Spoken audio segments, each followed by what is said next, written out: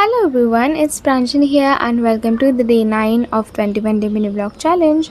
माझा exam routine हा सेमच असतो. सकाळी सकाळी उठून अभ्यास करायचा 2 दिवस आणि 1 प्लेट किंवा 2 प्लेट पोहे कचकवायचे आणि मग पोहे वगैरे खाल्ल्यानंतर मी रेडी वगैरे होऊन लगेच कॉलेजला जाते, कारण 1-1.5 तास मला आधीच निघायला लागतं. थोडासा लांब आहे इकडून आमच्या कॉलेज आणि इकडे माझ्या कोणच फ्रेंड्स नव्हते आल्याचं मला दुःखी आत्मा बनवून खिडकीमध्ये राहायला लागतो.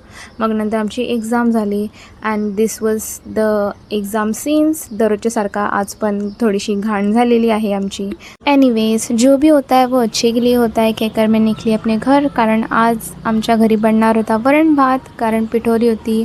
सो मोदक पण बनणार होते. 2-3 दिवसामध्ये गणपती बाप्पा पण येणार होते.